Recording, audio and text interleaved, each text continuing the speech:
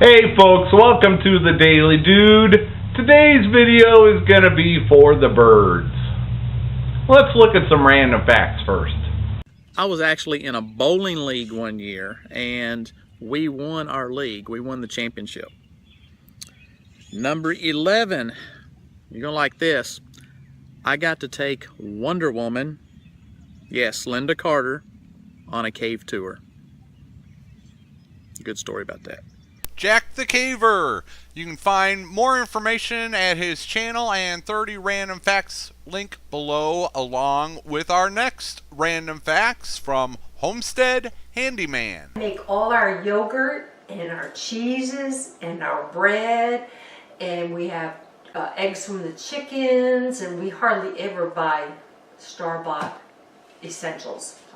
Number one, check. Oh, and number 2, we drink only raw goat's milk. We milk all summer and spring, and then all the leftovers that we don't use to cook with, we put in the freezer, and it gets us through the winter. So we never have to buy milk or half and half. Birds. Time to build them homes and welcome them back. Has a neat trick for building a birdhouse. And got a little stainless steel nail that holds this front. So you can go in and clean it out. It's got drainage. Little 4 corners are cut off. I think I found this plant online somewhere. It's all just rough hewn hemlock from a local mill. Probably cost about $1.50 in parts. And a little piece of sheet metal roof on top, so that should last quite a while. And it's right here next to our outdoor kitchen.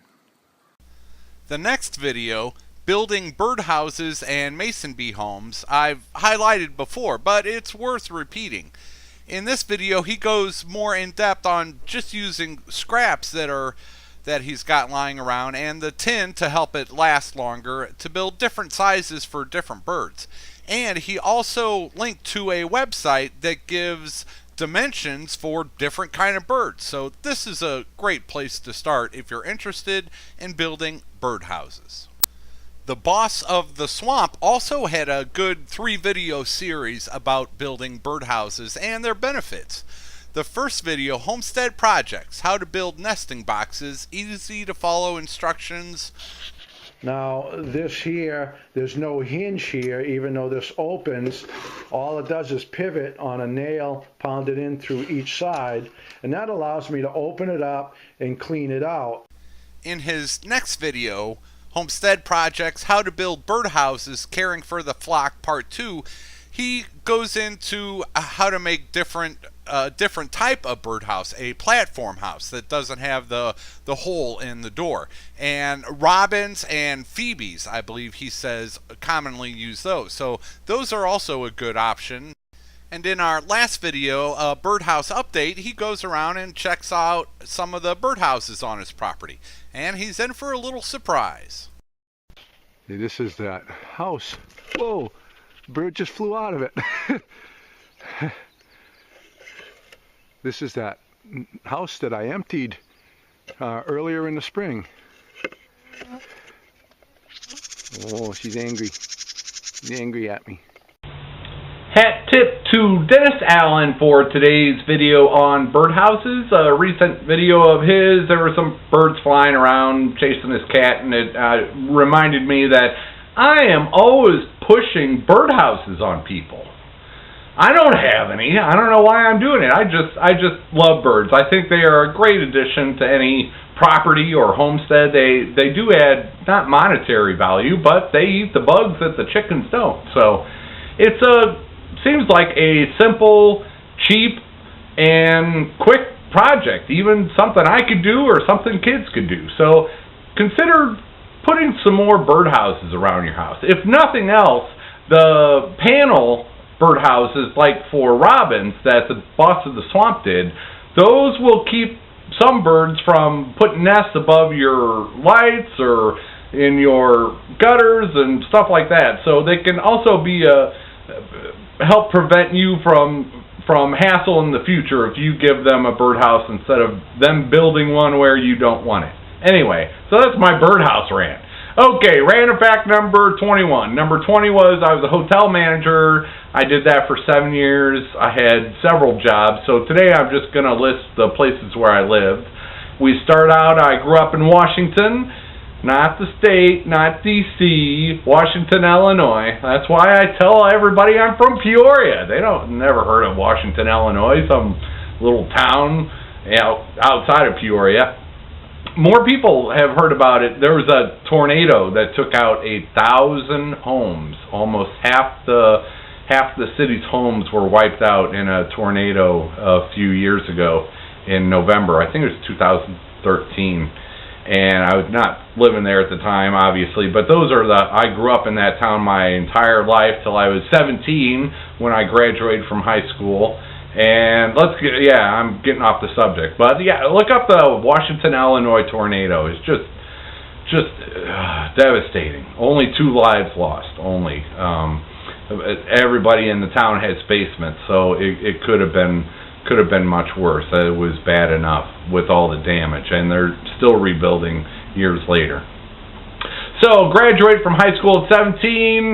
Actually, before I graduated, I went up to Oregon, Illinois to work at the Lutheran Outdoor Ministry Center. I had to come back for my graduation ceremony because I had already started working. Straight from Oregon, Illinois, I moved to Decatur, Illinois, where I went to college. From college, I moved to Peoria, Illinois, when I had started working third shift at the hotel. Let's see, from there, then I was on the road for over a year with Marriott Hotels, opening new hotels. I was kind of based out of Atlanta, specifically Marietta, Georgia, and that was kind of fun, right next to a Dave & Buster's. Spent way too much of my money there. Okay, then I got my first hotel that I actually managed, and that was in Johnson City, Tennessee, Eastern Tennessee. Beautiful part of the Smoky Mountains, not far from Gatlinburg and Pigeon Forge. I went there several times, and I got to see a lot of the beautiful areas. If you have the chance to go to the Smoky Mountains when the leaves are changing, just incredible. And there's a national storytelling festival in Jonesboro, Tennessee. That's an incredible event. And that's always in the fall around the time the leaves are changing. So shout out for Eastern Tennessee. My favorite place I've ever lived. And then I went from there I took a hotel job in the Chicago area. Lived in Evanston, Illinois, just north of Chicago, basically Chicago.